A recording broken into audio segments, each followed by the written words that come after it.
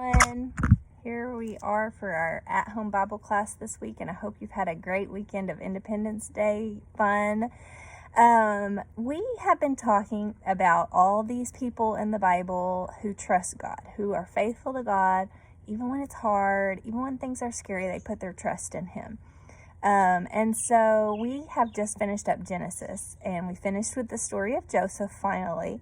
But it's a great story, right? In fact, one of the challenges last week was to draw your favorite part from the whole story of Joseph. So I drew mine. I'm not a gifted artist, but this is my attempt at like the Egyptian, head thing that they wear. But when he is kind of a powerful ruler helping the Pharaoh store up food and everything, and the brothers come, he forgives them and says, what you intended for harm, God intended for good, to save many lives.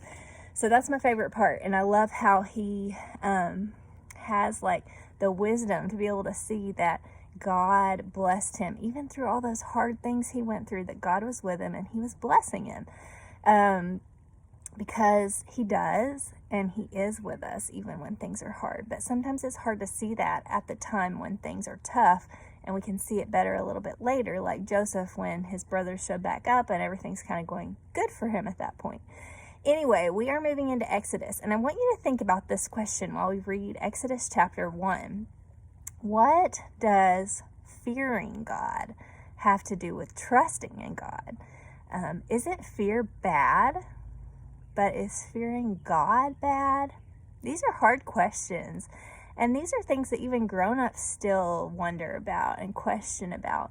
But God does want us to fear Him in a good way. It's kind of like with your parents when you've done something wrong, and you have to tell the truth. And my parents were my dad especially, always said that he didn't care what bad thing I had done as long as I told him the truth. And that was something that really stuck with me. And at the same time, that didn't make it easy to tell the truth, because I had a healthy fear of my dad. He could punish me if I had done something wrong. That's his job, right? Unfortunately, that's a parent's job, to lovingly discipline or punish our kids so that they learn to do the right thing, right? So there's this healthy fear idea. So how does that fit in with our loving God, okay, and trusting in God?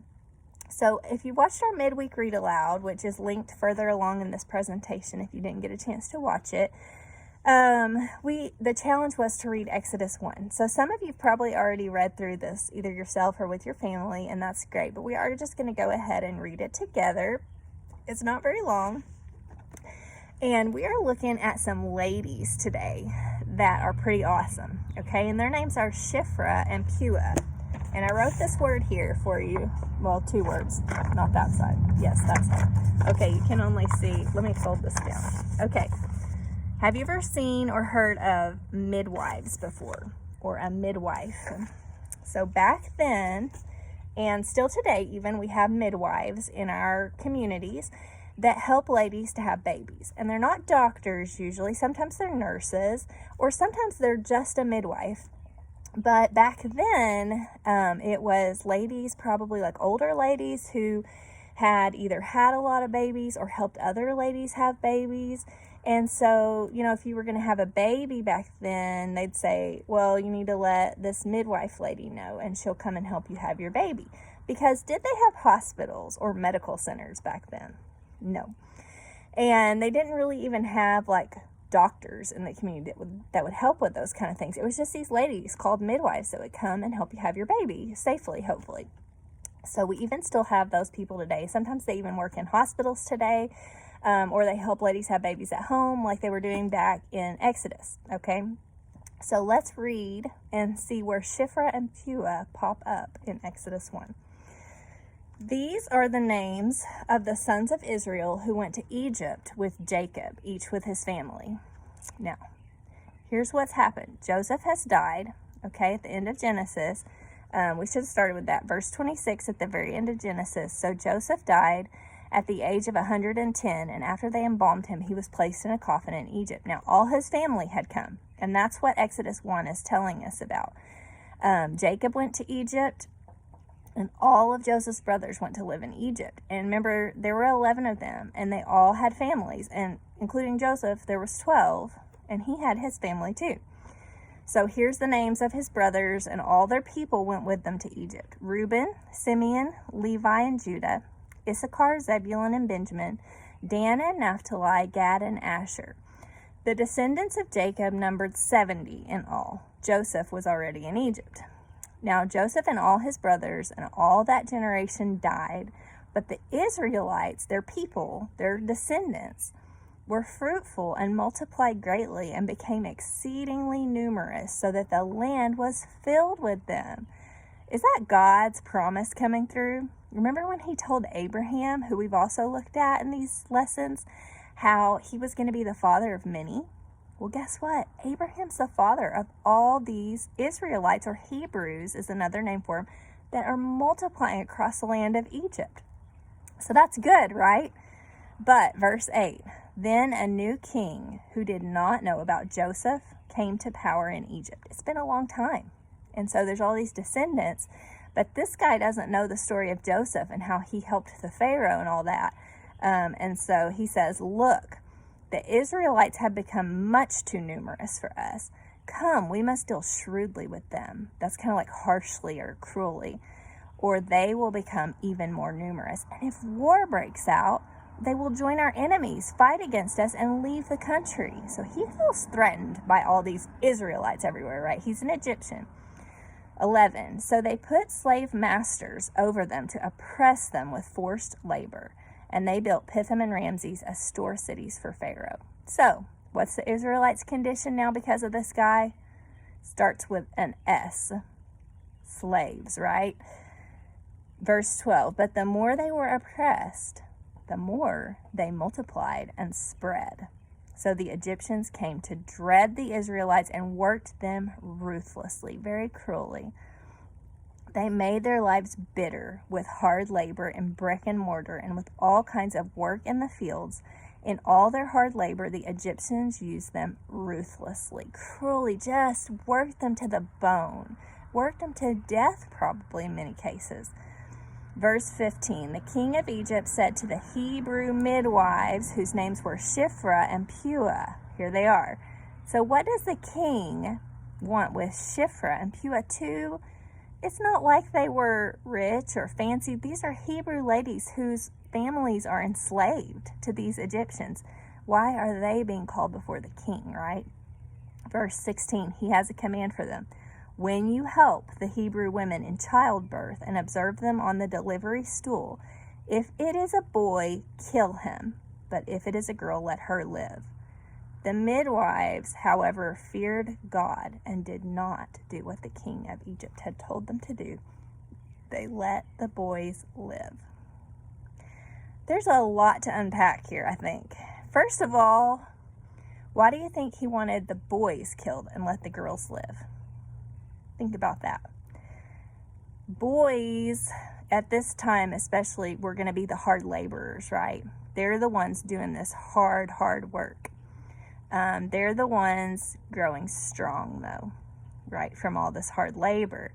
So since they're seen as the leaders and the strong ones, those are the ones he wants gone, right? No more growing up. No more of these boys growing up.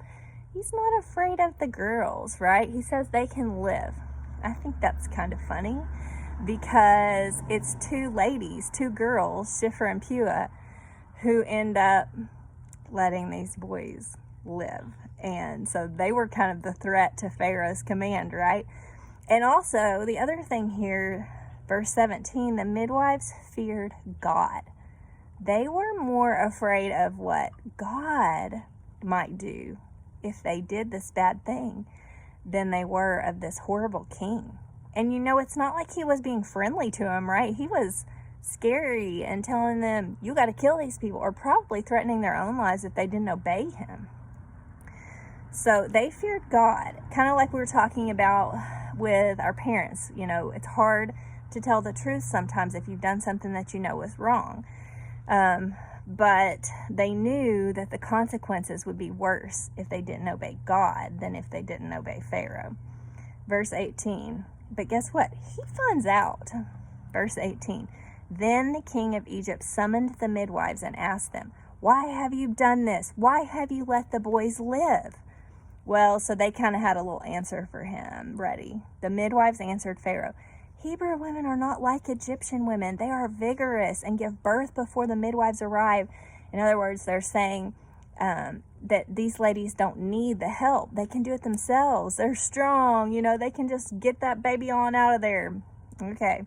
So God, it doesn't say what Pharaoh says or does about that, or the king. Verse 20. This is important too. So God was kind to the midwives because of what they had done, because they feared him and they trusted him. They thought, even if the king kills us, we'd rather that than disobey our God. That's pretty powerful, isn't it? Verse 20, so God was kind to the midwives, and the people increased and became even more numerous. And because the midwives feared God, he gave them families of their own. He blessed them because they trusted in him, right? Then Pharaoh gave this order to all his people: every boy that is born you must throw into the Nile, but let every girl live. So he's still trying to do evil to the Hebrew people in that way. He is scared to death of them, right? Because no matter what he does, enslave them, try to kill off some of their babies, they keep increasing. They keep getting stronger and multiplying because who is on their side? Yeah, God is on their side. I love the story of Shiphrah and Puah, and I hope you enjoyed that too, and I hope you'll think about that this week, and just what it took for them to do the right thing, to trust in God, to fear God. And what does that exactly mean? That's something we all have to kind of think about, talk about with your families if you have questions about that.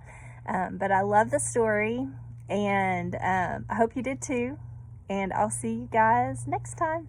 Bye.